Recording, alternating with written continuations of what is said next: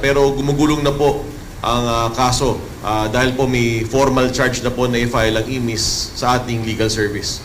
Dapat po mabilis po ang hustisya. Ito po ang hinahanap po ng taong bayan. Ito po ang ibibigay natin sa taong bayan. Sa ginanap na press conference noong Biyernes, August 22, naghain na ang National Police Commission ng kasong administratibo laban kay CIDG Director Romeo Macapaz dahil sa di umano'y pag-iimbento nito ng kaso laban sa mga testigo sa 34 na nawawalang sabungero. Inaakusahan si Macapaz ng deliberate obstruction sa investigasyon sa hiwalay na insidente noong ika-20 ng Hulyo sa Cambodia, sa Philippine Embassy sa Cambodia, at sa Quezon City. Ang reklamo ay nagugat sa di umano'y pagtatangka ni Macapaz na baliktarin ang magkapatid na patidongan, upang palabasin na sila ang utak sa pagdukot sa 34 na sabungero, na biglang naglaho noong 2021 at 2022.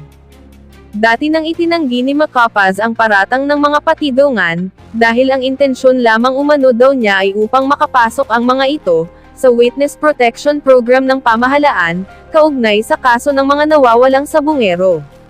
Duda ng mga netizens, ay sangkot umano si Macapaz sa isyu ni Charlie Atong Ang, kung kaya ay inililihis niya ang kaso.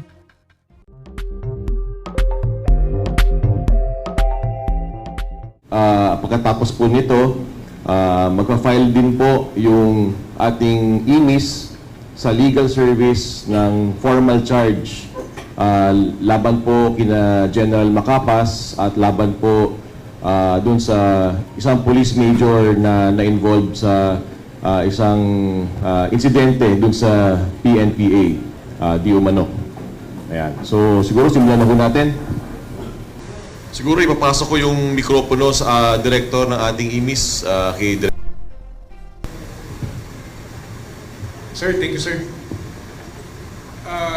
Ngayong araw din po ito, just like to inform everyone, kasi nandito na rin lang po, is we will be formally charging, actually dalawang kaso po yung i-file namin.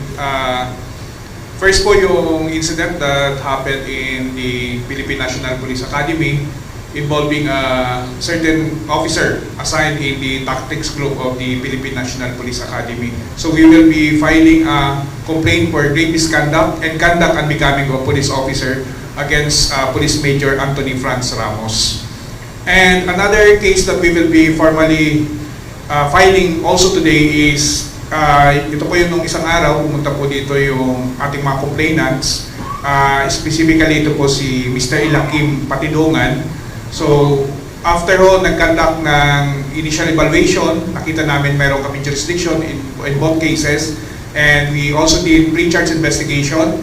Nakitaan po namin ang probable cause to file an administrative complaint for grave misconduct and conduct unbecoming of a police officer against Police Brigadier General Romeo Macapaz.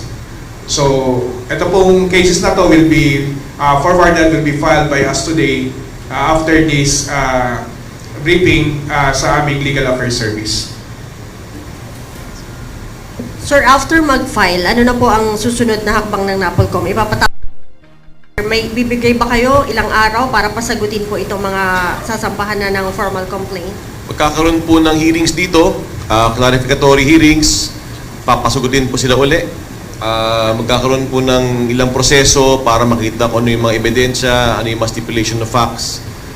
Sa madaling sabi, full-blown hearing, at kung kinakailangan, magka-file pa sila ng iba pa nilang mga pleadings.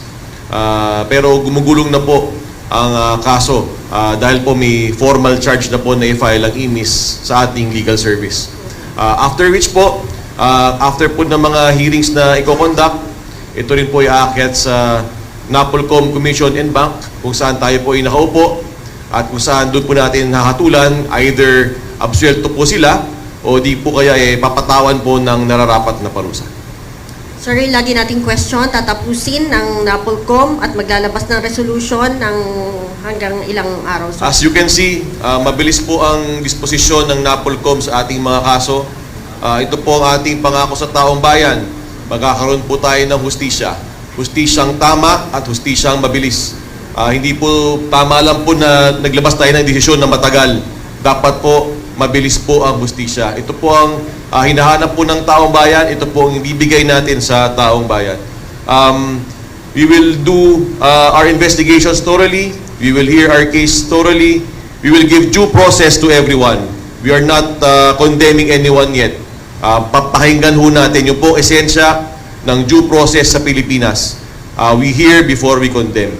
And we promise both the respondents and the complainants that their cases will be handled properly.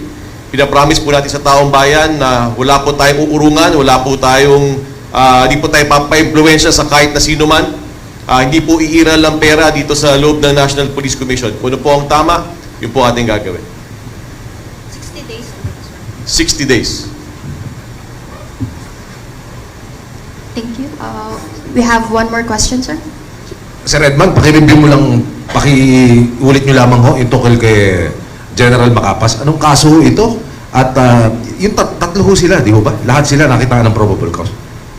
Sa tatlo pong, sila ito pong sinasabi nga natin, meron po due process sa amin. After po namin silang pasagutin, madidetermine namin whether or not may probable cause. So, if on the basis of the evidence presented, makikita namin walang probable cause, then idadrop po namin sila sa kaso. At yung ipo-forward lang namin is yung may probable cause. In the case of the complaint filed by Ilakim Patidungan, filed against Police Brigadier General Macapas et al., yung dalawa niyang kasama, isa lang po ang nakitaan namin na may probable cause. That is yung kay Police Brigadier General Macapas lang po. Yung dalawa niyang kasama, those cases were dropped po dahil wala po kami nakitang probable cause to file a case against them. Sir Edman, anong kaso ulit? Please lang ho. For the record lang. Yes sir. The case na i-final namin against Police Brigadier General Macapas is for grave misconduct and conduct unbecoming of a police officer. Pagdating na po yun sa aming hearing officer, this will be filed with the Legal Affairs Services and they will be given, I think, 5 days to file this. But then, mag-designate po muna ng hearing officer to handle this case. Yung sa amin po kasi sa pre-charge investigation, binigyan din namin sila ng opportunity to answer. So, nag-issue kami sa kanila ng notice to file comment and counter affidavit, and all the respondents po, sumagot naman po dito.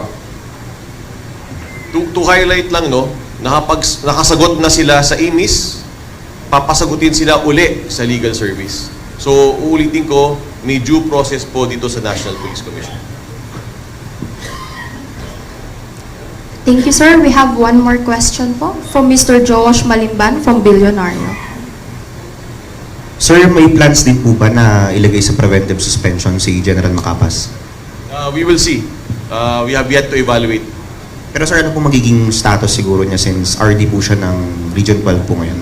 Wala naman po magiging effect po yan. Depends on our evaluation. So kung kinakailangan mag-issue ng preventive suspension, kung merong basihan, nasisilipin pa namin, then so be it. We will cross the bridge when we get there. But we will inform the public because it's the public's right to know. Thank you very much, sir. Are there any more questions from our media partners? Hearing none po, we'd like to invite our Vice Chairperson and Executive Officer, Commissioner Calinisan, for his closing statement. Maraming salamat po sa ating lahat sa pagpunta. Maraming salamat din po sa inyo sa pagpunta dito at pag-file ng inyong kaso. Salamat po actually sa tiwala na binibigay po ninyo sa National Police Commission. Saan po ninyo, patas po dito, wala po tayong kikilingan at papahinggan po natin ang inyong mga reklamo. Sa mga respondents, huwag po kayong mag-alala. We will listen to your answers. Babalansin po natin. We will hear before we will condemn. And to the Filipino public, magtiwala lang po kayo. Gumagana po ang mga institusyon di gobyerno. Ang National Police Commission po ang pulis ng pulis.